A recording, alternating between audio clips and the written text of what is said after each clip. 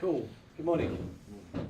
I think this is probably the third time I've presented an event for Computer World, and it's the only time I've managed to make it to an event without spilling something down my shirt, which is quite good because last time I had a suit on so I could hide the coffee stain down the front, but I managed to keep it clean this morning. Early days, yeah. And being that we're being filmed, I'll try and keep it clean with the language as well, but we'll see. So, just an introduction to myself. So I'm Mark Shaw. I look after the pre-sales technical team for Western Europe for Rubrik. Western Europe being UK, Ireland, Israel and Sub-Saharan Africa, which is an interesting patch, but most of the people that work for me are in the UK. I've been with Rubrik for about 8 months. Feels like a bit longer. It's a very fast-growing organisation. We'll cover some of that off. Before that, I was at Dell EMC where I looked after the VMware business from a technical perspective. I've also worked for a couple of cloud storage startups. So 10 years in kind of vendor world, but before that, I spent about 10 years on the customer side as an IT manager, systems engineer, implementing technology. So kind of how I always look at technologies and the vendors I work for is how I would view them as a customer, and would I implement them? So I've got me with Ed Morgan. Do you want to introduce yourself, Ed? Hi chaps, so I'm a Rubrik veteran. I've worked here about 14 months. I'll be getting my gold watch for long service soon. So my background is predominantly channel. I was a pre-sales solution architect. Well, actually way back I was at HPE, don't hold it against me. Then I worked in the channel for about 10 years doing storage, hyper-converged infrastructure, converged infrastructure. I was a big FlexPod guy, and then cloud the last couple of years. And I've been at Rubrik about 14 months now. So. Cool, so Ed's bringing the brains. He's going to do the technical demo part of the presentation. So most of the feature sets which I'll talk about in the presentation, I'll be at a really high level just to introduce them to you, and then Ed will do the deep portion side. So I've got a few slides, it won't take too long, we'll get to the technical bit as quickly as we can. So Rubrik, it's a 4-year-old company. It's one of the fastest growing tech companies out of Silicon Valley for a while. I know everyone says that, but it actually kind of is. We measure ourselves against a couple of other vendors, Pure Storage, Nutanix and Palo Alto. And in 4 years, we've kind of grown at over double their rate. To put that into context, I joined 8 months ago. There was around 500, I think I was employee 550 when I joined, and we're just touching around 1,000 people mark today. So it's rapid growth. And I think that alludes to the fact that customers are kind of getting our message. So many people automatically refer to us as a data protection backup platform, and that's true in many senses. But those large enterprise customers that we engage with, some very big customers both in the UK and across the globe, all the way down to mid-sized organisations, are buying us for our data protection story, but most importantly about the platform. So I want to reiterate, we're a Rubrik talk about cloud data management, because it's data protection is kind of use case one, which we'll get into. Make sense? So a little bit of background kind of some of the challenges we're kind of trying to address in the market and how I see the market. There's a lot of kind of mega trends, if you like, people talking about digital disruption and transformation and whatever, and that's absolutely true in most organisations, but I kind of bring it back to that idea of me being an IT manager. Back 10, 15 years ago when I was implementing technology, I was probably implementing that technology for technology's sake, right? I implemented the first email system in the company I worked for. Network connectivity between offices.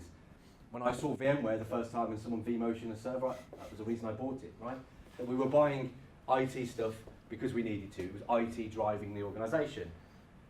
Now the reality is that part of the business has become very operational over time, and IT to the business is either a cost or an enabler for that transformation. So we kind of, I hesitate to use the word journey, but we see most people that aren't in the place where it's Blockbuster versus Netflix or a taxi firm versus Uber, but they understand they need to get to that transformational place.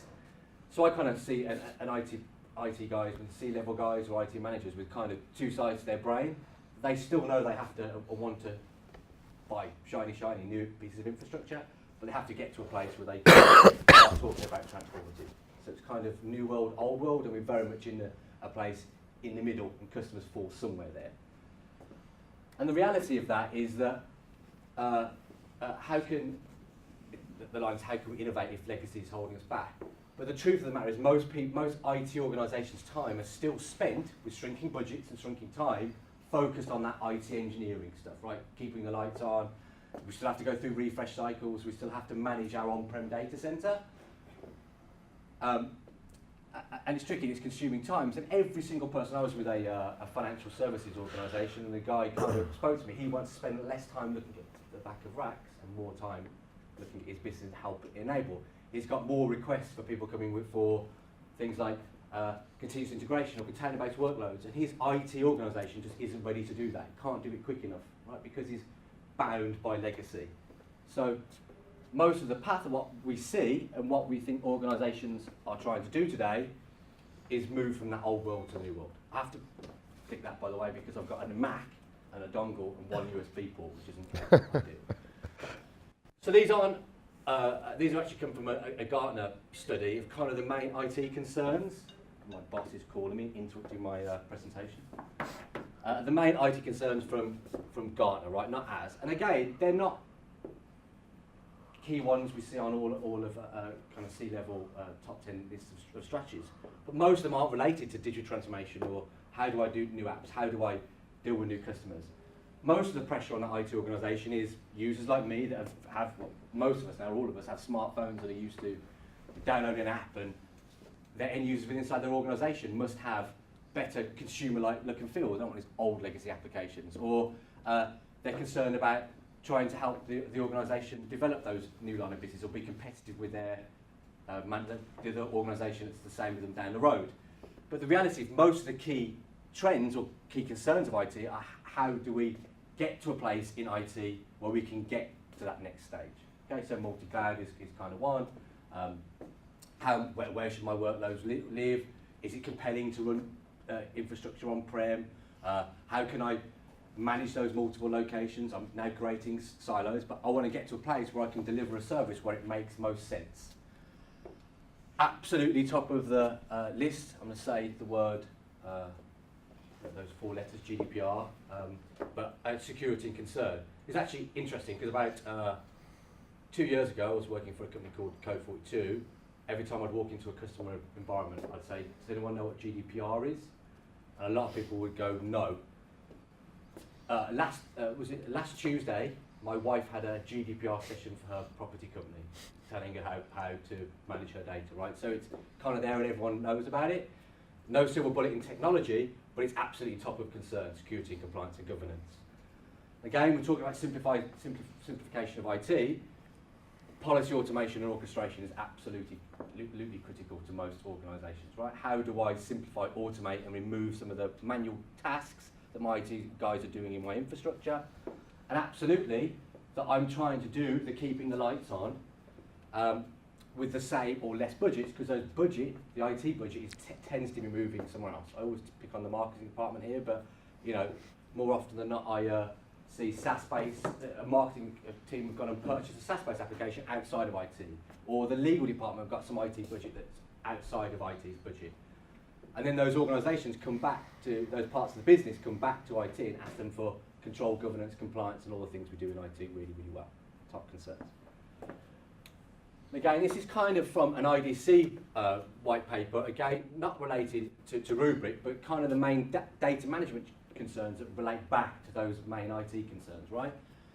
So people understand that we're creating lots of silos of data. It's actually got worse, right? Back to my IT manager days, we consolidated physical infrastructure down to shared storage, brought all our data together.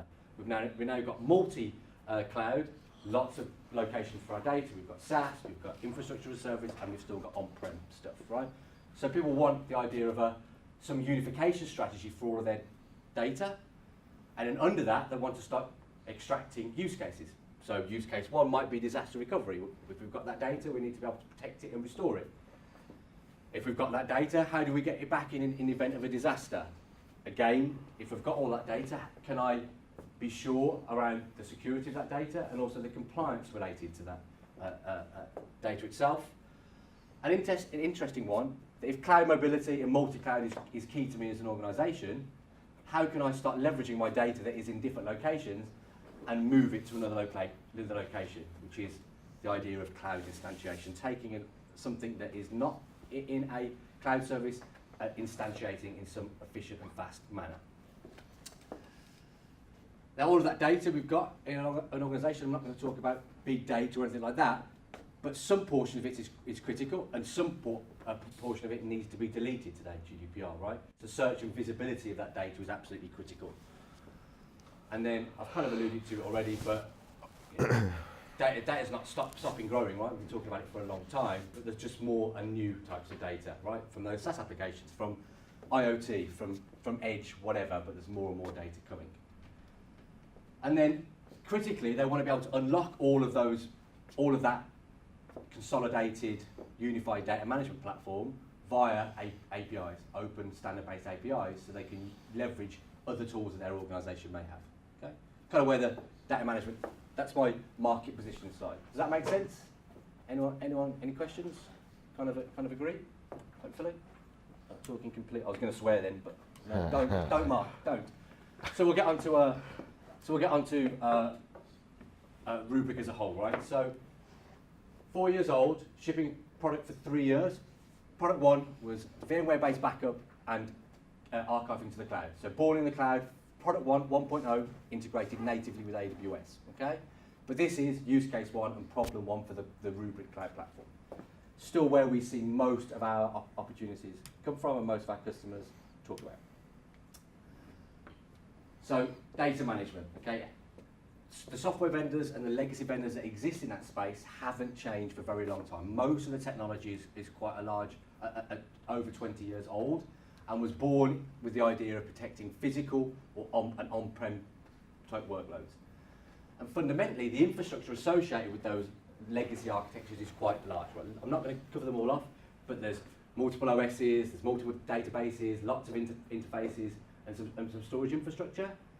But how kind of I allude to this is that I was with another organisation a couple of weeks ago. Their last implementation of a large backup platform took them 6 months to get up and running because of the heavy implementation requirement of all this infrastructure. And the second kind of point I'd make to this is that most organisations I speak to are going through some form of data centre modernisation, right? They're going to have an on-premise portion, most likely, on-premises portion, most likely. Been saying on-premises portion, most likely. They're going some way to make that piece of infrastructure more simple. But standing next to those modern infrastructures, most likely, is a big, old, chunky piece of infrastructure that's typically about, to tech room, the marketing guys say 50% upwards, but let's say 40% of your data center cost is in legacy infrastructure, just purely for backup, that doesn't always work, right? So it hasn't really changed. Something did change, of course. We started backing up to disk, but it was another management interface, another piece of infrastructure we had to manage, and another piece of infrastructure that expanded over time, and also had to be refreshed over time. Yeah, kind of the problem 1 that we address. So how does Rubrik address that problem? So we take all of those pieces of infrastructure, all of those pieces of software, and consolidate them down onto one single software layer. That's the Rubrik Cloud Data Management software. Okay, so a file system designed by us, search designed by us. It's a truly masterless scale-out web architecture, which is kind of critical to get into. If we get some time when Ed's up, we might be able to draw it out. But that's a 2U standards-based x86 hardware, where we're not bending any particular special tin, running a single software layer on that. But on each node, there's a complete stack of software in a masterless, so it's not clustered, there's no single node that's dependent. The entire software stack sits on that node, which means we can scale in a linear fashion as we go. So instead of trying to scale search or scale databases or scale the file system or scale the target storage, we just scale a node at a time in a very simple fashion. Okay? And of course, so just kind of think of that previous picture, where all those pieces of infrastructure compressed down into one single software layer. There's some infrastructure cost saving, but there's also a massive management overhead and simplification just because it's a single software layer. Loads of cool stuff happening under the hood. Our CTO came from Exadata. A guy that wrote the file system helped write the Google cluster file systems. So kind of we may get into today if we've got time, but it's a very, very cool, unique tech underneath, and natively integrates with the cloud, public or private. Does that make sense? Yep. So Ed's going to cover all this off, but it's kind of on our build out slide because I don't have a clicker. So you're saying hardware-based approach, but you've also, we're going to come to later, you've got various other deployment methods, virtual and the cloud. Yep. Do you have to start by purchasing a physical node first, or can you start with... No, you can start with a cloud cluster, just native in AWS or Azure or wherever you wish to run it. Obviously, we came to market as an appliance because it's a good way to market, right? But there's no requirement to have an on-premises appliance. So the minimum configuration of an appliance is 3 nodes inside a 2U box. Okay. I'd say probably 90% of our customers are still on-prem and 90% of customers still like the appliance approach. We can extract the software layer and run it on some third-party vendors. That is Cisco, UCS, HPE today, Dell and Lenovo are coming. Okay. We see that more in very large organisations where they will only ever buy a particular model of a server and they buy other thousands. I've got in my Western Europe patch in Israel, there's a customer that buys Cisco UCS by the thousands quarterly, and they will not run any of the hardware in their data center. So that's when it becomes critical. I came from Dell EMC and the buy versus build idea, but I think if the idea of data protection, data management is to be simple, the appliance approach makes more sense. Do I want to be managing a piece of infrastructure? Do I want to be bending that amount of tin to deliver this service? Okay. And you completely control or manage that appliance, so I don't have to then go and apply a BIOS upgrade to it, something like that. That's all done by your firmware. Absolutely. So, when we started, 4-year-old company, 3 years we've been shipping product. It was VMware only, and it was archived to the cloud. So today we cover a large portion of those workloads: VMware, Linux, Hyper-V, Nutanix AHV, Oracle SQL, NAS, AIX as of the last release. So there's a few things we don't, but most of the development in the backup use case one has been to develop, kind of making sure we've got every workload inside an environment covered. Okay. So obviously, because it's an appliance, a quick approach, we're very quick to implement. Back to that kind of customer example, I've got a university that basically uses everything in our organisation. They've got an on-prem appliance, they're replicating to the cloud, they've got a cloud cluster running, they've got Oracle SQL, and we had that platform up and running and protecting data and archiving to the cloud in less than 2 days. Okay. So there's a PS reduction of cost for our customers there, but also it just shows the simplicity and automation that's built into the product. Okay. Second thing, which Ed will cover off, I'm not going to steal his thunder, but automation and an SLA policy approach is kind of critical to us underneath the hood. So there's basically some intelligence built in the platform that does away with the kind of approach of a traditional backup platform, which is an imperative approach. Idea that, what I mean by that is that the backup admin, and to go back to that point, that most organisations, the big organisations, it's one of the few jobs that still remain where they have a full-time guy looking after backup, right? There used to be a full-time guy looking after storage, a full guy looking after that world has changed a little bit, but still true in the backup world. But what we ask of that backup admin in the traditional world is to just tell the system exactly when to do what. Take this virtual server, back it up now in this window, and store it on this bit of data. What we do is a declarative approach where we describe to the system, describe to the automation engine what I want the outcome to be, i.e. how often am I going to have a protection point in time of this data set, and how long I want to retain it to, and we let the automation under the hood work that out, right? It's a declarative approach. We describe to the system how to deliver the solution. And of course, we talk about automation and getting to that API cloud-like world. We can't do it without policy-based management. I won't steal too much more of Ed's thunder. One of the main problems of traditional architecture is actually getting the data in. One, because there's a person trying to juggle when the ingest happens, but also it's typically limited by the infrastructure that sits in front. We're a scale-out architecture. The more nodes we add, the more we scale and parallel ingest data over those nodes, so we can make sure we ingest that data very, very, very, very quickly. And then, of course, it's concept kind of aware DGP compression. Of course, we are kind of table stakes.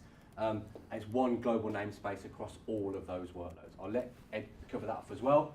But if you think about it, kind of the three main advantages we have, the three USPs, if you like, for data protection: quick, very easy, very simple to own, operate, and install, and that automation and SLA engine. If you take those two things away, you've kind of got some of the main message, if you like. Instant recovery, Ed will cover off the ability to recover data very, very quickly in a very unique way. It's critical that we're secure end-to-end, so we can do data encryption, hardware-based encryption, software-based encryption, which is the typical for us, but also end-to-end encryption between the devices we're protecting and also the control plane, and also when we connect out to an external device or the cloud. Because we have our own underlying file system that we've created, it's called Atlas. It's designed for immutability and data protection in mind. It's what we designed the file system for, right? Snapshot-based file system. So by its very nature, whenever we commit a bit of data to a disk, it's immutable by nature. It can't be changed. So what I mean by that, if a traditional backup environment tends to list a file, drop it onto a NTFS share or a NAS file share in a flat file format, it is not immutable to ransomware. And I was going to swear again, but you're in trouble if your backup files and your active files are encrypted. And we've seen that in competitive situations where we've actually ended up replacing another product for that very, very reason, right? The actual backup file, the physical file, cannot be written to no matter what you try and... Yep. It's an append-only file system, So to use a green backup vendor that we are all aware of, obviously you can't change the contents of a backup, but it is just a file that's sat on a file share. So what you're saying is it's append-only. As soon as it's committed to the file system, it can only be journal. That location, it can't. It's not read-write, so it can't hit it. So really important. We're seeing a lot of for obvious reasons. If you know the legal sector and some things that might have happened last year, I'm not going to call out the particular customer, but encryption of data is a problem. How do you recover from that is obvious. And I've got started it kind of born in the cloud. Cloud was part of our 1.0 release, and we'll cover some of the features we can do there. That's use case 1.0, and that's kind of Rubrik's data protection story in a slide. Got a few questions. Yep. Can we, if you're going to come to it later rather than getting off where you want to go. So all the things on the left-hand side that you've got there. Yep. Are we agent? Are we agentless? A mix. Okay. So if it has a unified API endpoint, okay. so if it's virtualized, it's agentless completely. Sure. Oracle, we integrate natively into RMAN. Okay. SQL, we have a connector. We call it a connector because we don't manage it like an agent. Yeah. Effectively, it just opens up to TCP ports, and we then treat it as it's an API endpoint for our system. Okay. So those are and physical servers. So Obviously wherever need a possible, connector. Everything's agentless. If we have a API to hook into, we will leverage that. Okay. And typically, what we're doing is it's a very lightweight.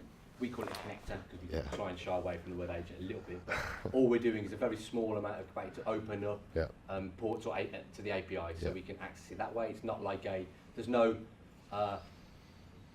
backup software per se in that agent. And you don't log onto it and manage it and then assign jobs to it and all that kind of good stuff. It's literally just a TCP port. Exactly. Snapshots are a constant problem with backup software and with storage software. Now, again, maybe you want to get into it a little bit later or whatever, but so there's two sides. One is how do you not disrupt the VMs when they're running our big SQL workloads? And second of all, it's not snapshots, I suppose, it's chain. How do you manage the chain of your backups? So do you end up with chained backups that could end up being corrupted? That's a complete chain. There's a big response there, I guess. So, first question: how do we eliminate the problem on the guest side for potential stun or performance issues? So, parallel ingest is one, that we're going to ingest that data very, very quickly. Automation is two. We have some intelligence where we understand where we're streaming from and streaming to. So we'll limit load on a particularly given host. We're going to see a more demand on the first fault because we're ingesting the entire data set. But then from then, we are true incremental forever. So we commit one snapshot to disk, which is the entire data set, compressed, deduped, and encrypted. And then from there, we're only ever going to ingest the delta changes. So again, that goes back to the point of parallel ingest. We make sure we do that very, very quickly. Okay. And we schedule it in a different way. To compare that to a traditional backup job, you've generally got a window, and then the jobs happen, where we're saying we've got a period of time, and the automation works that out. Now, then, so Fabiano, who's our chief architect on the file system side, came from another well-known deduplication and compression engine. So he's kind of, without going into the actual detail about how the snapshot chains work, we have a chain for a given workload, which is either a reverse or forward chain. Am I going too far here, do you think? No? Okay, so reverse or forward chain. So the first one is the forward chain, and we'll take snapshots from there then. And we can, at any point in time, create synthetic falls on the platform by just moving the chain, the first full location forward and back. Mm-hmm. So we're managing, with the automation under the hood, where the performance is on our system and how we rebuild those platforms. Effectively, it's metadata pointers over the top. Okay. So there is a chain that is going on there. Absolutely. The algorithm then that says when there's a full, is that configured by the customer or is that configured by you? It's incremental forever. Okay. So you can, when you define, and we'll drill into this when I talk about the SLAs, when you define your RPOs, yeah, the system you're backing up or protecting thinks it's a full, yeah, but for us it's just incremental. So there's no, yes, I'm doing a full, or I'm doing a differential, or I'm doing an incremental. Everything is just, I want my RPOs here. Has there ever been a case of corrupt backup chains? Not for us. vSphere, you know, there were some buggy versions of, you know, CBT and whatnot. We obviously rely on CBT or, you know, the Hyper-V version of that, yeah, or whatever. We have not had corruption issues. Okay. You know, we're dependent on that. Yeah, there's two things. So the point, so back to the performance thing, is that it's incremental forever. The system is, the algorithm is moving the source copy of that backup with inside the chain to make it the most efficient for the platform to recover from. Sure. Yeah. And then the second thing is it's full end-to-end error checking. There's all the normal redundancy checks. We'll also do a compare against the original file source if we can, and bring it back. So, you know, all the normal error checking point. But if we see a bit flip or whatever inside an individual sector on an individual snapshot chain, we'll do the normal recovery process from that. You know, and the data underneath is a Razor encoded format as well. So full data protection.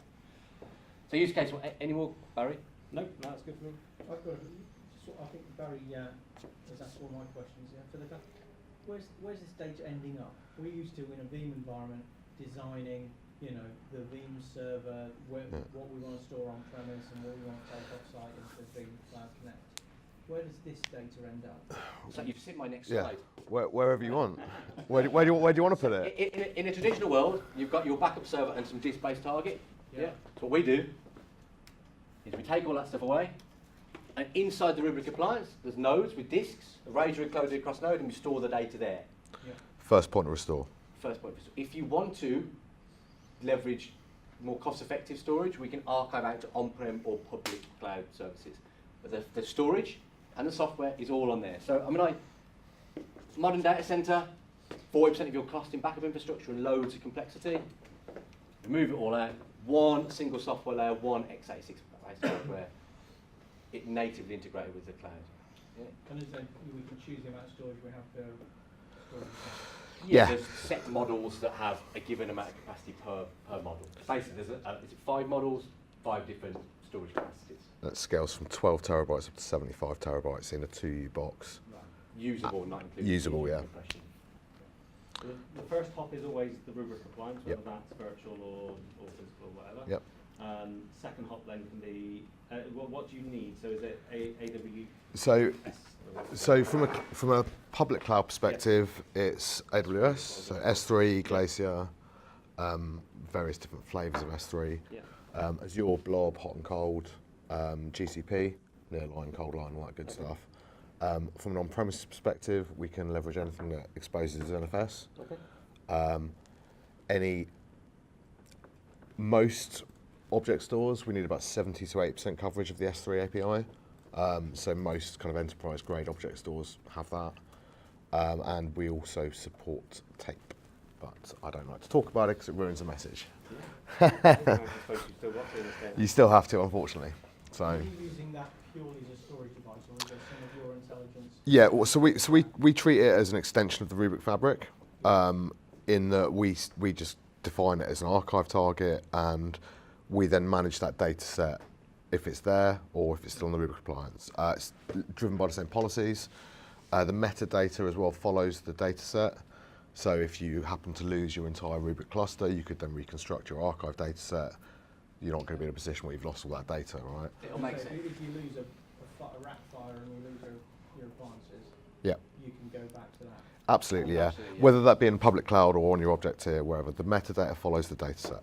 So, If you lose a rack though, with all your backup data and your primary, different challenge. But yeah, absolutely. It'll make a lot of sense when you see the demo as well. That you don't need this. You might put a lot of customers just have that for everything. Yeah. Right? That's the software, intelligence, all of our software and capacity.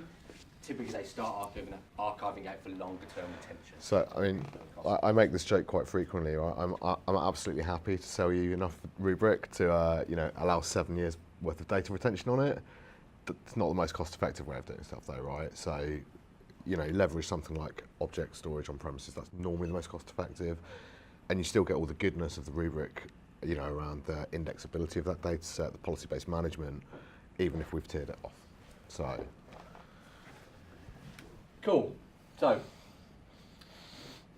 to reiterate the point, a lot of people think of Rubrik as a data management, data protection company. We absolutely are that. That is use case one of the platforms. So, where we are today, I'll just quickly cover off some of the main other use cases that people are coming to us for. Sorry, I'm kind of writing away.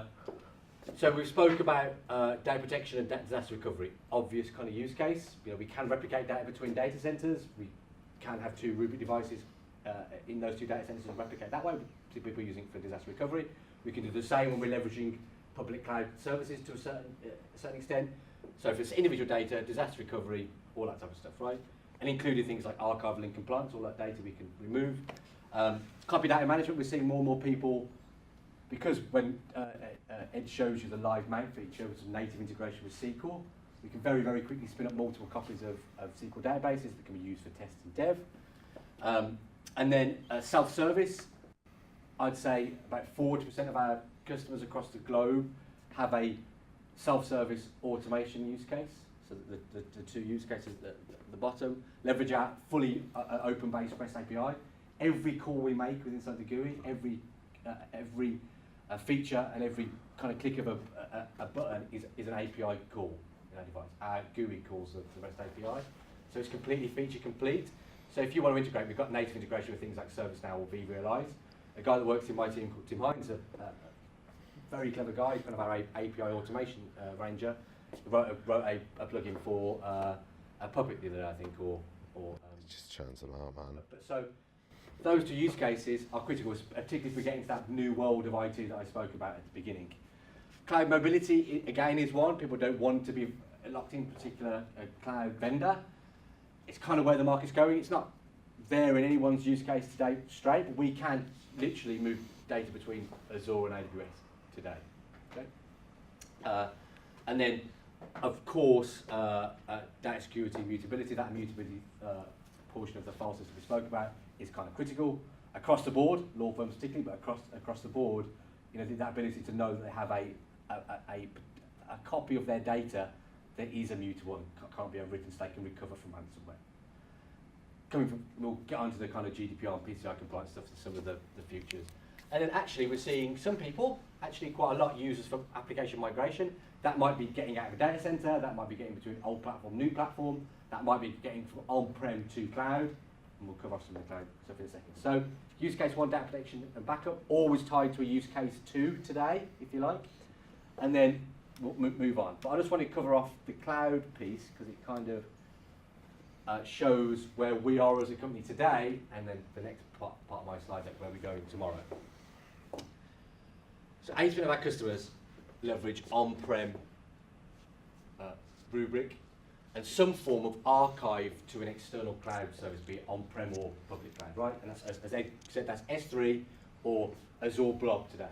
That does not require any infrastructure running in AWS. There's no virtual machines running in AWS. There's no copy of Rubrik running in AWS or Azure to be able to do the archive piece, right? And from that archive piece, we can do something called Cloud Arm, which is the ability, Ed will show you, I hope. If not, you've just dropped him in there. The ability to take that archive, an archive VM, convert it to an AMI image in AWS or a virtual machine in Azure, and power it on instantly. Okay? That's use case one from the cloud. The second thing we can do in the cloud is natively run the Azure software stack, the Rubrik software stack within inside Azure or AWS or Azure. We can only do archiving to Google Cloud Platform today. That will come as a platform. Or we can natively run a cluster in EC2 or Azure instance. That then allows us to either replicate from on-prem to cloud, but it also allows us to protect workloads that live in those cloud destinations. People are sometimes not completely clear that they might need data protection in cloud workloads. A couple of very big opportunities at the moment with the public sector organisations that are leveraging AWS, and they need data protection in the cloud. The cloud on functionality didn't need a Rubrik appliance in the cloud. No. Nope. And it deals with, where's it converted then? So we spin up a little instance, a single node instance, an EC2 of the Rubrik software. On demand? On demand, do conversion, power on the VM, power down the And Rubrik you can instance. fully come back the other way, convert back to VM and come back? Sort of. There's no nice failback mechanism at the moment. It's doable, Yeah. but there's no click, boom, failback. Okay. That is coming sooner rather than later. But It's a very, very good question. yeah, yeah, yeah. And then, of course, we can also, from that instance of Rubrik running in the cloud, archive to another cloud destination. So we could tier off to S3 natively in AWS, or we could tier to blob storage in Azure if we wanted to. But we had a cloud cluster running in AWS and a cloud cluster running in Azure. We could replicate between the two, right? So Bipul, our CEO, is a very, very smart man, kind of came from India, Oracle, VC, first investor in Nutanix, now our CEO. What he says is that the cloud data management platform we have is to protect and manage data wherever it may live. So we've now got a single platform running across all of those destinations on-prem or in the public cloud. It's kind of important to note as well that that's not a technical challenge. That's why we don't have something running in GCP at the moment. We're running on Ubuntu effectively, right? So we can pick it up and run it wherever we want. It's just time and demand, right? So pretty cool, right? That's kind of another the part of the message that our customers really get, right? Starts with data protection and goes somewhere else. So you've kind of seen this slide before. Might be some measure of my PowerPoint skills, but I've kind of rejigged one of the corporate slides, copy and paste. But it's back to that point. Use case one. Large portion of our customers are buying it for use case one, but they get use case 2, 3, 4, 5, and 6, and also some of the stuff I'm about to cover off, where we're going as an organisation. API first, cloud data management. So Barry's definitely seen this slide before. I just kind of like it, but it's now for something completely different. For a 4-year-old company, how our CEO pitches this is that the data protection was Act 1. Many companies take a long time to get to Act 2. Act 2 has been in development for quite a long time, and this is Act 2. It's kind of something completely different, leveraging the cloud platform. And it's called Polaris. So I've kind of covered it off, right? But yesterday, the infrastructure that I manage as an IT manager, everything on-prem, legacy applications, mostly back office applications, IT for IT's sake. I had to put these slides in. I didn't build this. Actually, no, I did it completely by myself. yeah, it's great work. It's pretty cool, right? Because most organisations look at something like this. Multiple cloud destinations, SaaS, on-prem, new applications, old applications, containers, whatever. Right? It's a very complex landscape, and tied to every one of those applications is an awful lot of data. How do I possibly control that data? So the Polaris platform is a SaaS application developed by us, currently running in a public cloud, maybe on-prem in the future, it's not today. and we're just starting to bring this to market. So the idea here is around what I've just said, kind of the idea that cloud fragments everything, right? We've created more silos, created more data, and put them in a lot more places. Yeah. So with kind of Rubrik sitting underneath, we have covered AWS Azure, Google soon, other cloud data centers. We made an acquisition called Datas.io a couple of weeks back around a net new NoSQL type database protection. But we have all of the customer's data. And if you think about what a backup platform should do, is have a copy of every bit of data an organization has. Every bit, right? No other part of the organization has that, right? But typically it's locked away in a proprietary format and is used, if possible, it's not always possible, for recovery. So what we're trying to do is, because as Ed said, we're an object-based storage platform underneath, we've got the data set in all those locations, and we tag metadata about that data with the data itself, right? Idea of an object storage. We can extract that metadata and store it or deliver it to the cloud-based SaaS application called Polaris and start doing cool stuff with it, right? So some of this is futures, some of it is now. Now is what Ed's going to show you when he gets into a demo, is the idea of global management, multiple locations. We have the ability to do Edge, which is like a remote site application appliance. So all of those multiple destinations connect into one UI interface in the cloud, SaaS-based subscription model that gives you a control and management plane, if you like. It's actually, I think, it's a good point, and you've reminded me, thanks for that. But we're a company that's always promoted API first and a fully open API. So exposed via the Polaris platform with the right security requirements, of course, is an API first subset or a full set of API calls to that platform.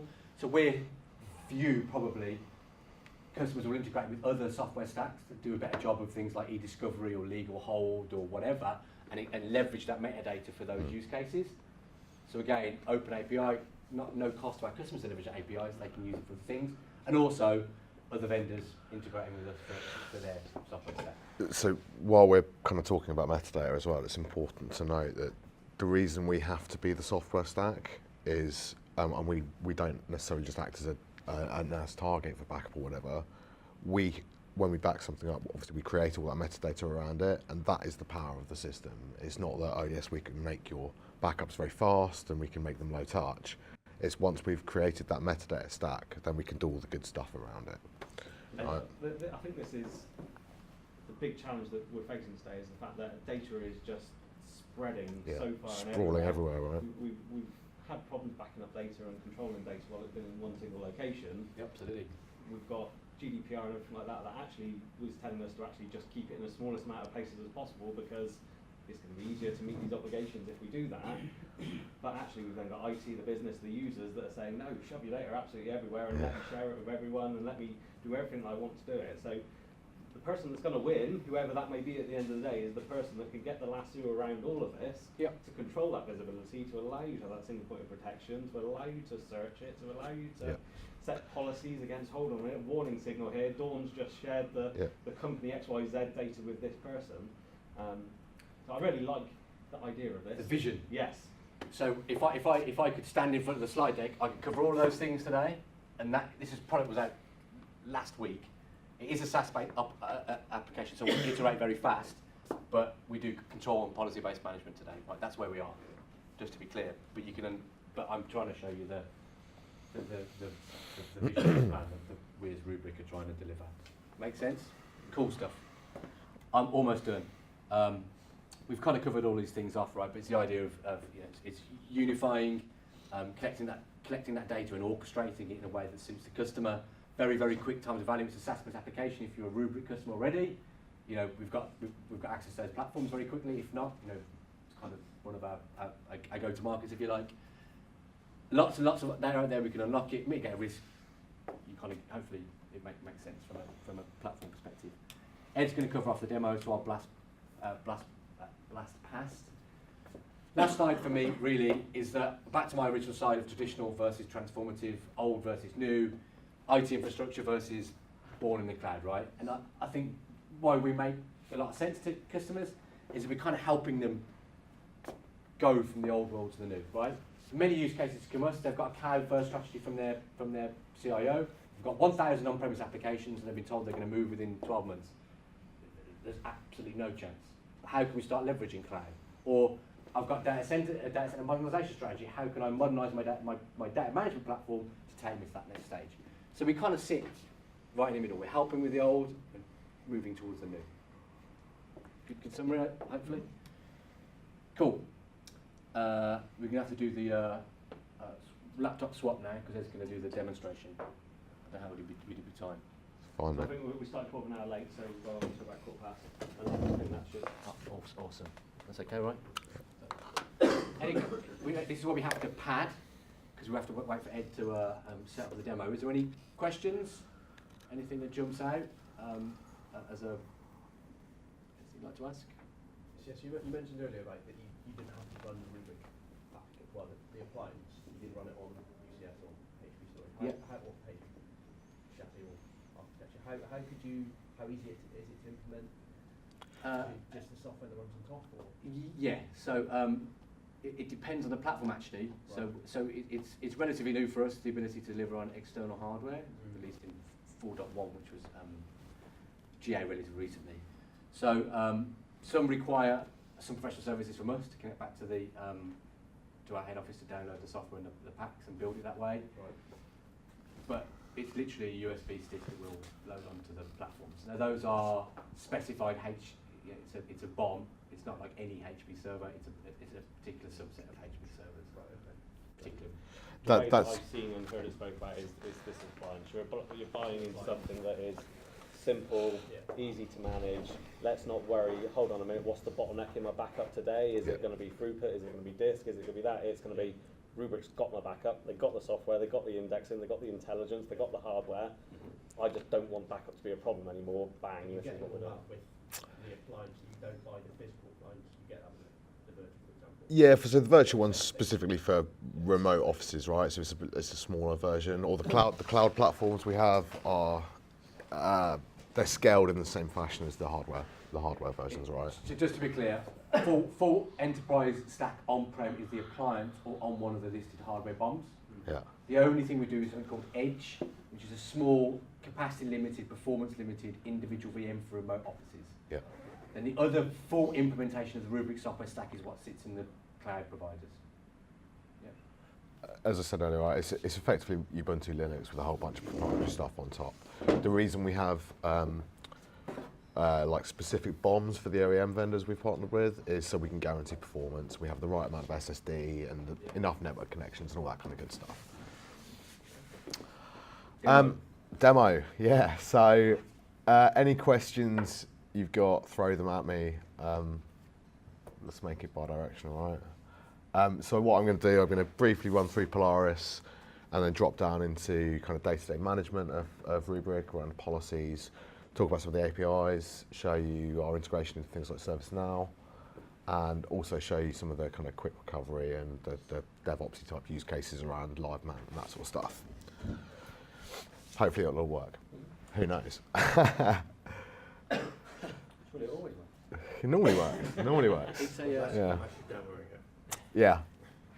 Well, I mean, so I did this at the London VMUG a couple of weeks ago, and it all worked then. So hopefully we're good. This is a live demonstration. This is a live demo. Of Polaris, this is, yeah?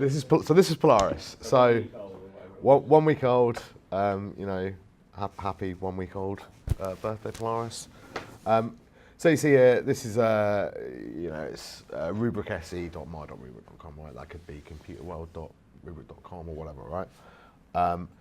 So what we're seeing here is an overview of where our clusters are living, you know, kind of some information about that, what's protected at a high level, you know, from a compliance perspective, and you can see kind of whether it's in compliance, whether it's not compliant, what jobs that have failed, and all that kind of good stuff. From here, we can drill into clusters specifically. So out of compliance will indicate, so it's SLA driven. Yep. So out of compliance means that a backup hasn't happened in time or it's failed. Whatever is defined as part of that SLA Okay. has not happened. Yeah, it's an interesting mindset change from a traditional backup platform. It's a fail or success job. We're saying that it's out of success with Yeah. regards to SLA. And so we'll still see some failures, some red marks, Yeah. which is never perfect for a demo, right? But Well- it's out of compliance.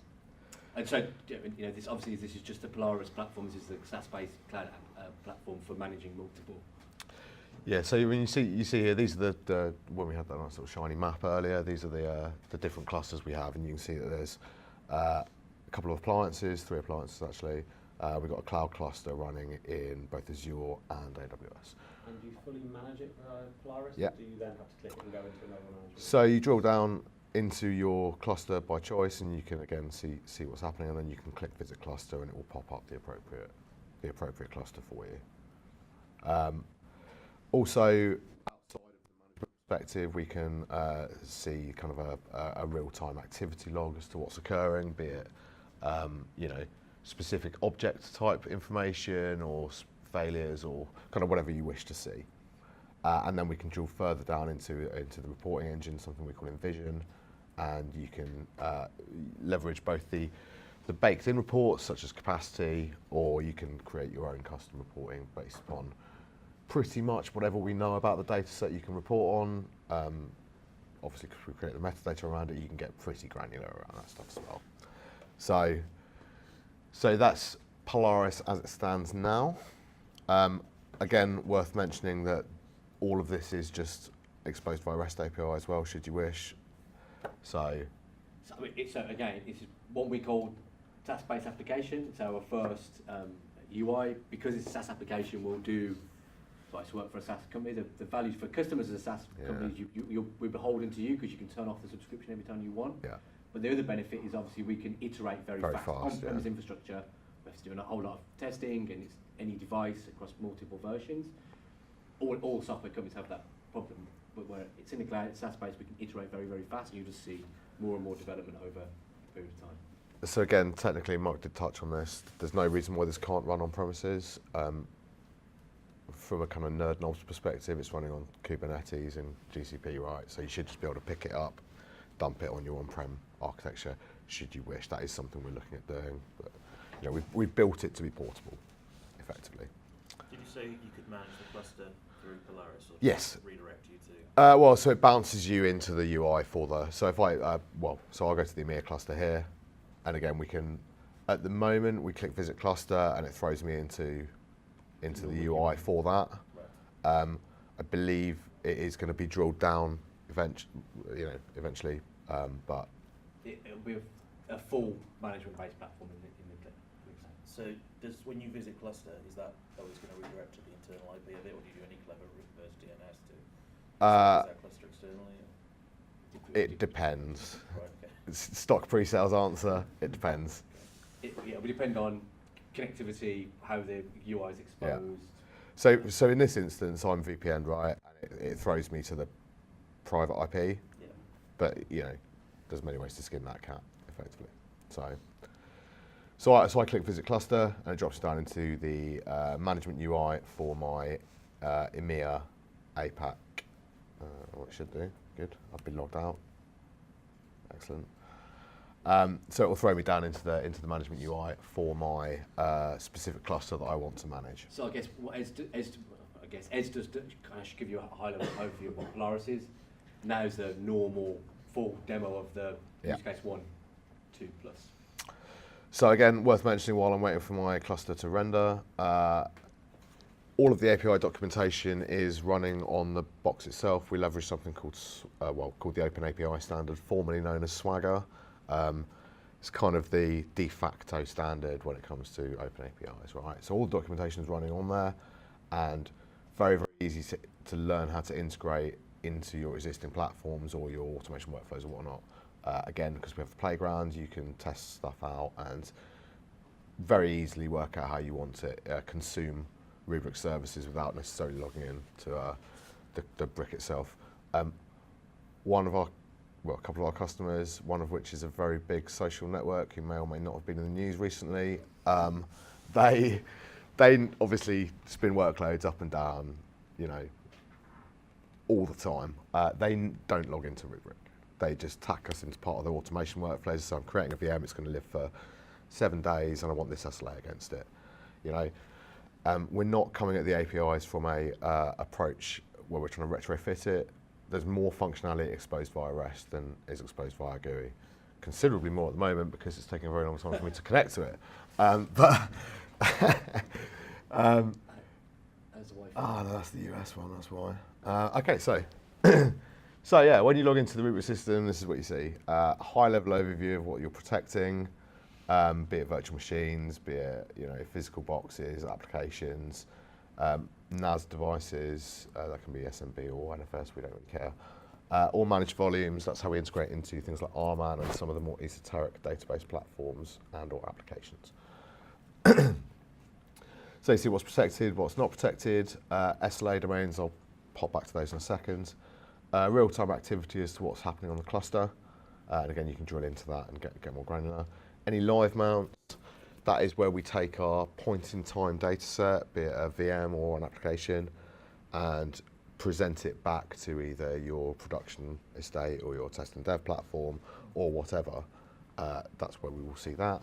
Overall system health, any backups that are incoming at this point in time. Overall system health, so this is a single appliance with 4 nodes in it. Obviously we scale in a linear fashion. Our biggest production estate at the moment is in the region of 70 nodes per data center, covering multi-petabyte. And I believe we test up to 10,000 nodes in AWS, so pretty scalable. And again, sort of an overview of what your storage looks like. So you can see here we've got 16 terabyte available out of 29.9 terabytes. We're consuming X amount of actual backup data, and there's some system overhead in there around the metadata piece. How many backups are on the system? What our efficiencies look like? Typically we see about 4 to 1 or 5 to 1. There's no kind of smoke and mirrors around this. It's not like, we're not going to say we get 40 to 1 or whatever because we're counting every full we don't take. This is kind of realistic reduction. And how much data has been tiered off into your archive tier, be that on premises, be it cloud, wherever, and some kind of metrics around ingestion. So, SLA domains. This is really kind of the core of the data protection platform itself, right? There's no need to go around scheduling backup windows, specific jobs for different types of workloads, specific jobs for different objects. You define your RPO, define your retention, and if you wish to archive it somewhere, and then you apply that policy to as many objects or as few objects as you wish. Out of the box, we have kind of gold, silver, and bronze, 4-hour RPO, 12-hour RPO, and 24-hour RPO. But again, you can customize that, if you wish. And it takes about 30 seconds to set one up. So if I say huddle, define your RPO. So I want to be able to recover every 4 hours, and I want to keep those hourly snapshots for 7 days. I want to take a daily, and I want to retain those for 2 weeks. I want to take a monthly, retain those for a year, and I want to take a 1 yearly backup, and I want to retain that for 12 years, right? That's pretty much it. Because there is always going to be some application owners who go, no, you absolutely must take a backup of this workload at 5 minutes past 2 on a Tuesday morning, right? We do allow you to set that, but probably 95% of our customers just go, do you know what? I'm meeting my business SLAs, so I don't care when that application is being backed up specifically. As long as I have a copy of it every 4 hours, that's all I care about. Is that idea of imperative versus declarative? Absolutely. Do I want to tell a system exactly what steps to take and when to do it? Or do I want to allow the platform with some automation to work out when the best time is to do that, so I can make sure I can complete the SLAs over a period of time and make sure I have the given protection? I've just come up with quite a bad analogy, but if you were, it might work, it might not. It's not rehearsed, but it's like the idea of Uber. I click on Uber, I request a cab, it comes to my house and picks me up, and I tell it where I want it to go, and it works it out. If not, what else would I do? I've got to find. Can you imagine? I find the car, tell it which way to get to my house, tell it how long, work out how long it's going to take, get ready when it is, get in the car, and then give it instructions about which way to go, left and right. We don't do that. We describe to Uber, I want a cab now, comes, finds the best car, and I'll wait. This is a pretty good point, actually. So when I went on my new high training, a year ago or whatever, I was speaking to Bipple actually, and he kind of said we looked at this from a, you know, enterprise grade protection, but kind of Apple was the, you know, I just want a time machine for the enterprise, right? You know, the iPhone's broken everybody's expectations of what IT should work like. You know, you just go to the App Store, you press something, you get it, right? It's kind of how Rubrik's taken that approach. So if you set an SLA that basically says that this need recovery point objective of hourly or something like that. Now you're not saying back this being up hourly, you're setting an SLA. Yeah. If it fails once, it'll retry it. it will then retry. Okay. It'll retry it, I believe, 3 times before it then goes, I'm not broken. Doing any good by. And then, so let's say if you've got an hourly one, and it backs up on hour 1, doesn't back up on hour 2, backs up on hour 3, it's a snapshot from using one backup, it takes a point-in-time copy. That's where you'll see an SLA fail, because you haven't managed because it's not compliant at that not point. compliant for the hour window, we've still got adaptive protection. Yeah. Where if you've got a nightly backup job, and it fails, you've got no backup. Yeah. What if you say your SLA is hourly backups? Yep. And you set a window, there's an 8-hour window. Yep. Does the SLA only count within that window, or will it say it's failed because out of that window it can't It do something? depends. So, yeah, so if you're saying I only want to take backups from, I don't know, 12 a.m. through to 8 a.m., and then but you want an hourly RPO on that, it will go, have I taken my 8 points in time hourly through that window? Yes, fine, compliant. Or if it's missed one during that, it will say it's non-compliant. So the SLA will only apply in that window? Yes. Okay. Yes. And so What's going on that was a request from customers, right?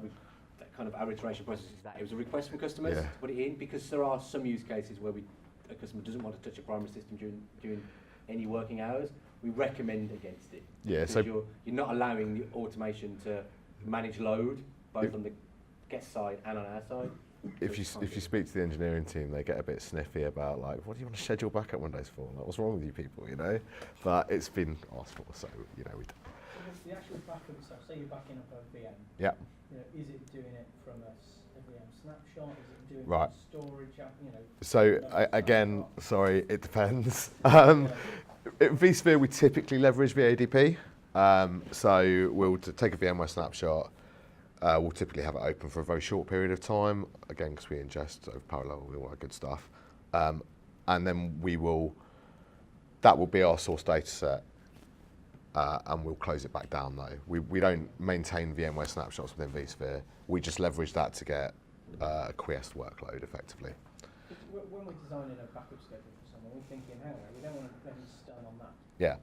You know, in core working hours, we're going to build that outside of that. Yeah. Yep. So You're kind of saying with the declarative thing, you're kind of going, I just want to set the backup profile. So typically we don't really see stunning issues for various reasons. I mean, one that kind of went away a bit in vSphere 6 onwards.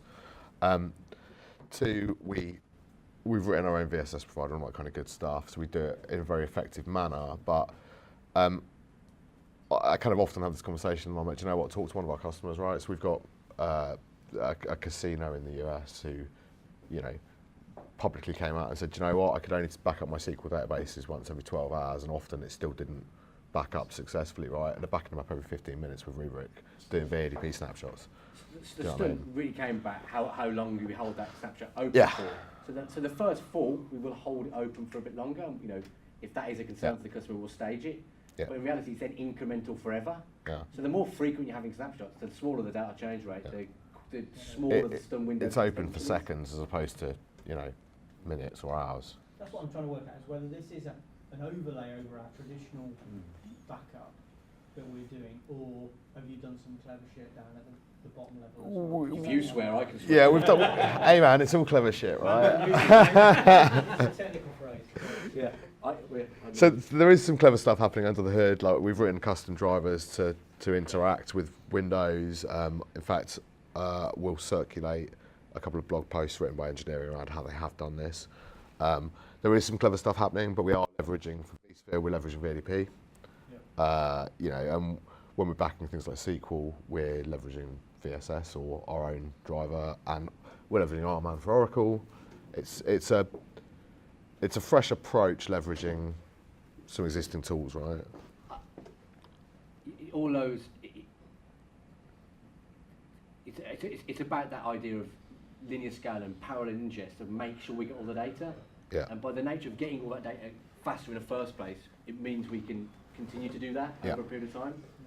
So we're kind of making it easier for ourselves by the very nature of the architecture to make sure we can be successful in ingesting data as quickly as possible.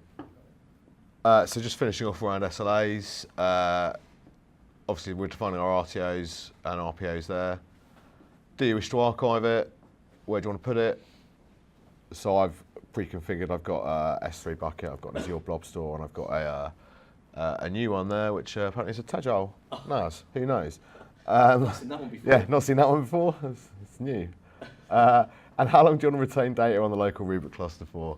Typically, like I said, it's your first point of restore, right? So it could be 2 weeks, could be a month, could be 3 months.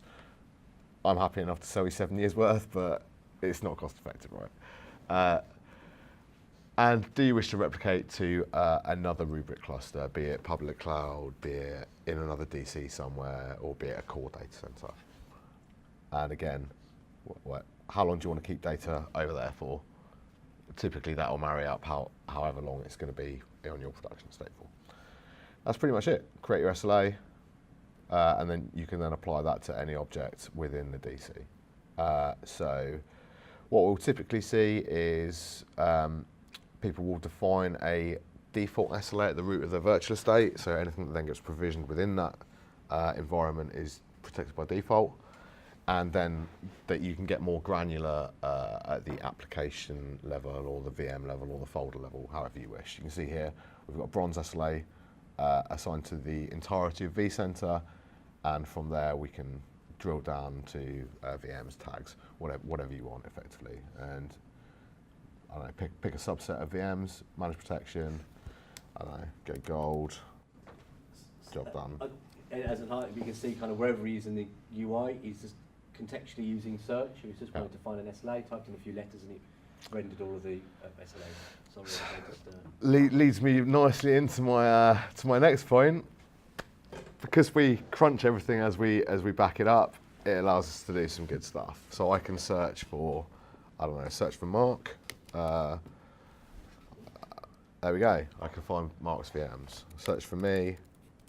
It's going to show me a bunch more stuff because I actually do some work in the SE lab, unlike Mark.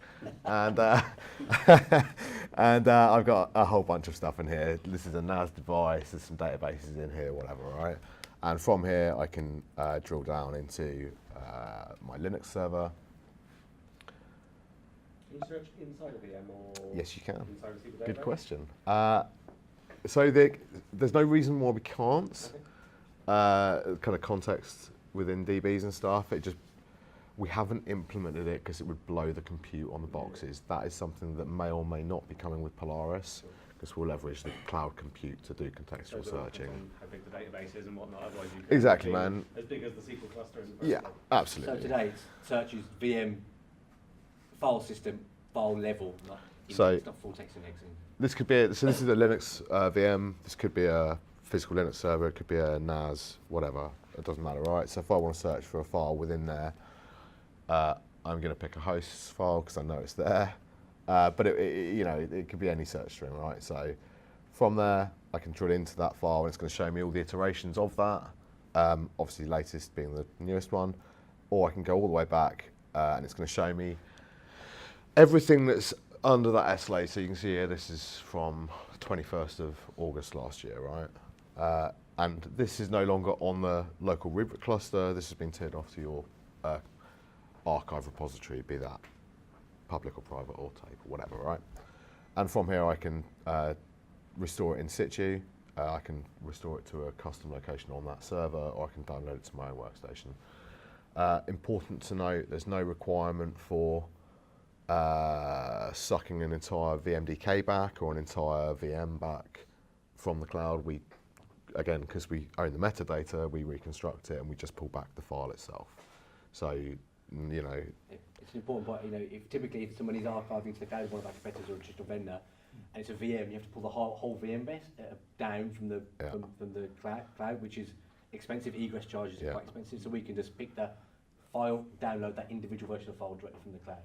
Yeah. Does that has to be on S3 or blob storage? Or? Could be. So if you were just doing it to a done NAS? Yeah, it could be from a NAS. And if it's tape, we still need to suck the whole file. It's tape, right? But if it's a disk-based target, we can just pull back the whole file. So to give you an example, I've got a file server, it's a 2 terabyte file server, Yeah. I've taken the backup to Rubrik, Yeah. I've then sent it across a horrible example 56k modem, and Yeah. it's not going to happen, to another site. It's managed to get there. Yeah. So it's now sitting on a NAS on another one of my sites. Yeah. You just pull back the file. So you're able to Yep. query that, open it up live, and then just Yep. grab the file back over the 56k. Yep. 56k link, mate. Yeah. It's my problem to get it there. Yeah. Yeah. It So, took 10 years to get there, but there we go. We do some magic, but string Yeah. and tin foil is probably not, is a step too far. so outside of kind of single file recovery, you see a few different options around this, right? So, I can pick my point in time. Yeah, and I get a few things around here. Launch on cloud is the cloud instantiation piece Mark talked about. This leverages the archive data set we've pushed to the cloud already. If it's there, you can do it on demand, but obviously we then have to push the data as well. So if there is already data there, we will leverage that data set. You use the word application a lot when you're talking about recover something in the cloud and Yep. stuff like that. Do you just mean VM with the application running on it? You're not doing anything clever to abstract the... It depends.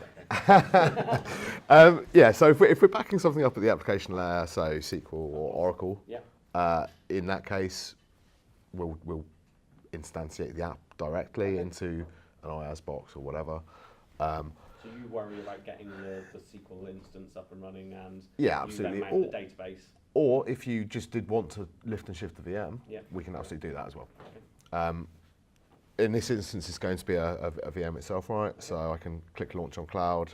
You see here, it's got a little warning against Azure because there is no data set existing in Azure at the moment.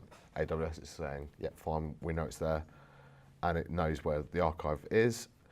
It reads the VMX file, or the whatever config it is, and recommends an instance type, and then we query the VPC, and you get an option for your connectivity and security settings to make sure that you come online. How about reliance? That's not the right word, not the right terminology, but I need to put it on my application, but it's a free tier application, so Yep. to boot it up I need to bring up the SQL server, the web server, and the indexing server. Yep. Dependencies, that's the Yep. correct term. Do you support dependencies, or is that my responsibility to boot up all three? We don't have groupings at the moment. There's nothing. Well, I say that. It always depends, right? You clearly work in pre-sales. So from the GUI, we don't at the moment. Okay. We will have. It's been asked for, right? There's an RFE in for it. There's nothing stopping us. Like I manage most of my VMs via tags. There's no GUI thing for it at the moment, but we can absolutely do that, Okay. right? Same with API, application yes. groupings. Consistency groups are coming. Exactly. Again, I probably haven't got time for it today, but I run a demo where I fire up a two-tier web app, and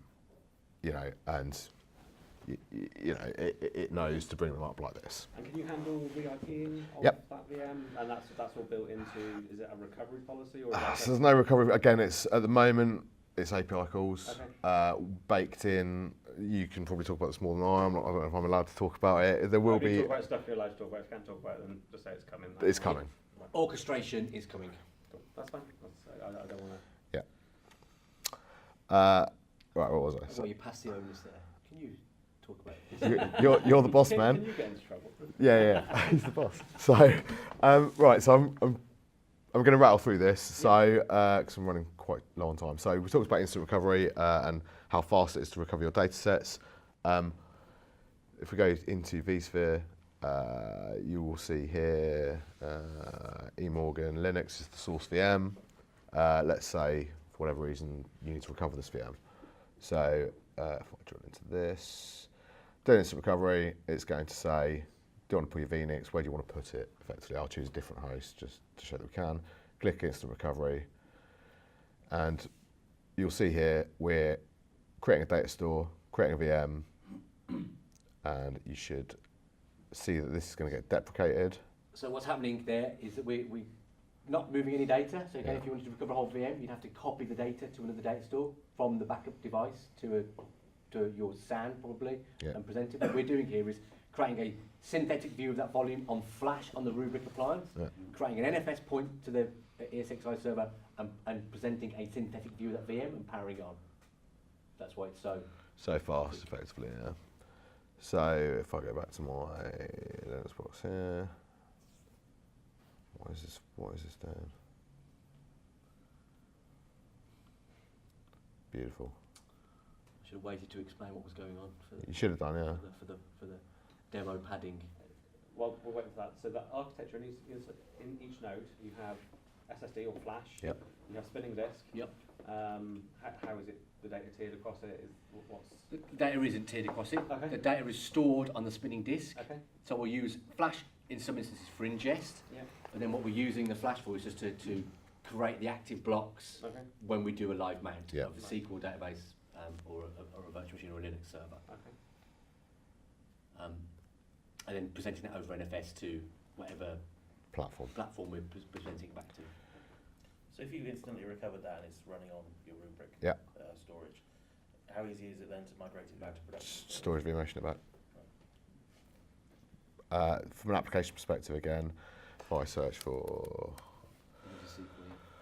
yeah, I'll do SQL now. If I go to Acme, it's one of mine, I think. How many workloads can I boot up at once? So I've just gone in, my system's completely melted. Right. I don't want to start putting stuff in Azure. Do you want So me to say it depends? no, so I've got hard numbers. I've got hard numbers on this, right? So How many IOPS will I get out of 30,000 IOPS roughly for a 2U appliance. That scales linearly. 4 nodes in a 4 nodes, yeah, and 2 appliances, 60, Yeah. 3, 90. We have tested with live customer workloads 200 VMs on a 2U box. During the boot storm of that, it was 16 milliseconds latency, and then it settled down to a more reasonable level after the boot storm. So separate obviously depends on the customer, I say it depends on that time. It depends on the But for a workloads, lot of right? customers that we're That's good dealing enough, with, that yeah. is a significant amount of VMs. Yeah, we haven't presented that. So we're a bit careful with how we position DR, right? Yeah. So you can, there is a slide we have that kind of removes the DR idea of a DR SAN, Yeah. and you have replication between rubrics. You've got 2 copies of data, and then you can leverage that for DR Yeah. with live mount. It's not going to be for tens of thousands of VMs. It's going to be hundreds. I of see it's kind of a middle case scenario, and obviously that could change in the future. Yeah. But a lot of customers at So- the size that are going to be purchasing a Rubrik will want either active or active DR virtual infrastructures. But sometimes actually the desire to boot something up in DR, there's a lot of business issues with doing that. There's a lot of disruption in the future. Actually, if I could boot up a second instance on the production site, Yeah. that's going to be a lot more beneficial. Don't have to re-IP, which could cause referrer Yeah. issues, so on and so forth. We get into kind of the So- copy data management use case also there as I well. mean, I suppose a great example is if you've invested in VxRail or vSAN or something like that, you're not really using snapshotting technology as Yeah. part of that you may have been used with your SAN. You get a ransomware attack. Yep. Do you now want to fail over to DR, or actually do you just want to Just boot wanna those workloads boom, straight up back. from That's the Rubrik? one. Absolutely. So, kind of talking about that kind of copy data management piece as well, right? So we talked about application instantiation and stuff. So I've got a SQL database here. Obviously, this is in full recovery mode, so I can pick my point in time. Again, this can all be done via API. So typically, I've got a customer where they're a trading house and their DBAs want to take the most recent snapshot from last night, you know, run their queries against that in test and dev and ensure that their code changes are good. They, you know, they bake us into their Jenkins workflows effectively, right, for CI/CD. And then once they've passed their automated testing, they push their code to production, right? Previously, they were doing manual flat file backups and recoveries to their test and dev platform. With Rubrik, they can just pick the most recent snapshot, pick their point in time they want to get from that. So a dot's a snapshot, a full snapshot, where we coalesce the logs, and the slider that Ed's using is down to the minute recovery for SQL database, just from the UI. So I can live mount that. This is what my customer does. They do this via PowerShell actually, but I can pick another database server should I wish. I'm going to use mine because I can log on to it and click next. Pick the instance, give it a name. Hopefully I'm still logged into my Windows box. We'll see here. The source database is Acme 2012. I'm now going to live mount that, and we should see if SQL wants to work. There we go. My live amount of that data set coming back into it. Clearly we're dependent on my woefully undersized SQL server, but that data set is now back up and running regardless. Cool, right? So, is there any SQL guys in the room? No, I'm not going to offend any DBAs. Yeah. I was nearly a DBA, but then I saw the light. You thought better of it. DBAs tend to be very prescriptive about how they do things, but when they kind of winning a DBA over can be a tricky thing for a backup vendor. I want to do dump and scrape. I want to do dump and scrape. I want to do dump and scrape. So, the customer I'm talking about, we were looking pretty good for the win. And I went and sat down with their global head of DBAs, and he was all like, "Oh, I don't want to be," you know, as they get like, absolutely right. And I said, "Come on, man, how long does it take you to do your test and dev stuff every night?" And he was like, "Well, I don't do it personally, right? But I've got a guy. It takes him 4 hours or whatever." And I was like, "Would this make your life easier? Do you use PowerShell as well? Do you want to automate all of this?" And he was like, "Yeah." And I was like, "Oh, here you go. Here's a 500 gig database. Boom, straight back. Job done." And you can collapse it back down. So instantly mounted database running from the Rubrik in SSD, presented over NFS to the SQL server, all automated with the plugin. Database appears, move tables, recover files. Pretty cool. I think it's cool. Yeah, that's the old techie. Once I've done with that again, get rid of it. Job done, and hopefully it should now disappear. Boom. So. Right, what else have we got?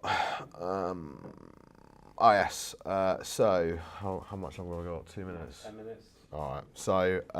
So we've talked about how we back stuff up. We've talked about the policies that we leverage to define when we want to protect stuff. We've talked about how we recover stuff. Also baked into the system, and also how we instantiate apps in the cloud. We've got application portability piece. Obviously, you want a reporting engine baked into your product as well. I'll talk a little bit about that. I just really briefly want to cover off how we integrate into things like ServiceNow or another ITSM platform or your self-service tooling. So what we've done here is we've kind of shown the art of the possible, right? Again, I'm banging on about it. All of this is doing is making REST calls, right? So we can show whatever we want to show in whatever platform you want to show it in, effectively. So we've built in here some kind of reporting stuff from your IT OM perspective. It's kind of cool. Well, but more importantly, the service catalog piece. This will allow you to let your users do self-service restores, all that kind of good stuff. So we can drill into your service catalog, and again, it's the art of the possible, right? This could be whatever functionality you want. So let's say I want to do a single file restore. SE4. So Ed and Rubrik and the techies, we love the API world, right? Because it is the art of the possible, and it does allow you to do an awful lot of stuff. But what I guess I want to kind of make sure we understand is that the platform itself, the backup piece and all of the data recovery piece is non-API dependent. It just means that it's part of the reason why people love us so much is you can take it that step further. So I just want to make sure it's API's art of the possible, automation and all that type of stuff, but we're not dependent on that for 99% of the normal work tasks that you do for the platform. Yeah, you can click. I mean, the marketing guys have a slide that says world-class UI or just REST API. It's your choice, right? So you can click through stuff if you wish to. So again, if I want to do a single file restore, I'll search for my host file again, right? So let's see what's in there. It's going to do the exact same query that we do in the GUI. And it's going to show me all the iterations of that, and I can then pick the file I want to restore or the version of that. So I don't know, let's pick that one. Can be a destructive restore or not. And again, I can just add to cart or chuck that into my approval workflow. However you wish to do it effectively. And as I touched on, we have some reporting baked into the product itself. You can see a system overview here. You can drill down to the node level, see what your compute and your memory and all that sort of stuff looks like. Throughput, semi-real time, I think it updates about every 30 seconds. And I/O, if you want to get into that kind of level of detail. And also the same reporting that we expose via Polaris, we can see on the local Rubrik cluster itself. So out of the box, you have kind of 5 default ones, daily protection tasks, snapshot growth, compliance, all that kind of good stuff. But more importantly, we can create custom reports on whatever you want to show effectively. So let's say you're a service provider and you want to show your front end terabyte consumption against what you're actually storing on the back end. We can report on those metrics if you wish, and you can send that out to your service delivery managers every month. They can report it back to their customers, right? So you can see here, we're going to probably see some pretty wild efficiency metrics here, right? That's not what I wanted, but yeah, you'll probably see some pretty wild efficiency statistics because we've got about 2,000 copies of the same database on there, and but realistically, so you see here, logical data is your front end data set, and on the back end we are, we're storing 3 terabytes or whatever. Questions around that? Questions, I guess. Yeah. There's a lot we haven't covered off. There's a lot of stuff we have covered off. There's quite a bit to take in. We're going to be doing a follow-up webinar as well with these guys, so we're digging into probably some of the bits you will have seen, but some of the other bits as well. Mark spoke for longer than he was meant to, otherwise. you did a lot of talking in my bit as well. So. Yeah, sorry about that. Yeah. UK user base? Who have you got? I guess our main well-known public reference is Mercedes F1, the Formula 1 team, which was they've got huge amounts of file data and massive amounts of growth. They've got pure storage on the front end, also between, and they tier off to an object storage platform, kind of removing the snapshot load on the primary systems to maintain high performance. Got a very, very large insurance company. We can talk about them in the public. Schroders. Schroders Bank. I checked with the boss. Willis Towers Watson as well. Willis Towers Watson, very large global implementation, one of the world's biggest law firms. Yeah. Quite a few universities across the board. Reading University is a public one. Cranford University is a public one. They're the ones that are using pretty much every bit of functionality. Some big ministries and central government as well. Can't talk about those ones. Can't talk about those ones, but they are a big ministry and central government. Probably work that out. No real vertical. I guess we're relatively successful in finance and in universities to kind of. I think the key takeaway, right, is everyone has the same pain points when it comes to managing their data. We're not vertical specific, again, because everyone has the same problems. And I guess a lot of those organisations, we have the idea of land and expand, but same way as when kind of flash storage came into most industry, it was a small use case and it grew. We can start with 1 2U appliance and 3 nodes, add a 4th node, and then add more appliances. So it's very much a linear scale. So we can start very, very small and scale, and that's kind of the, some of our customers started with one brick, we call them bricks, and then as they got 10, 12, 15 type bricks. Schroders would be a good example. So minimum customer size in terms of VM, so there must be kind of starting point before. I mean, depends, but typically what's kind of the smallest customers? The smallest appliance is 12 terabytes. Okay. We don't, around 100, 150 VMs is kind of it's below that. Obviously there will be some customers under that would still appreciate the technology, but there tends to be a starting point, doesn't it? Yeah, I mean, so we've got a few managed service providers we work with as well, and they can deal with those kind of smaller use cases as well, because they can drop out the edge appliance, for example, and then replicate back to their core DC or whatever. So we can cover off those smaller use cases, but I guess, as Mark said, 150 VMs upwards normally, kind of 20 terabytes, 30 terabytes upwards of source data set. Brilliant. Thank you very much, guys. We can continue the conversation over teas and coffees, but let's get you guys off to have a bit of a break. Cool. Thank you for the presentation. Thank you. No worries. Thank you.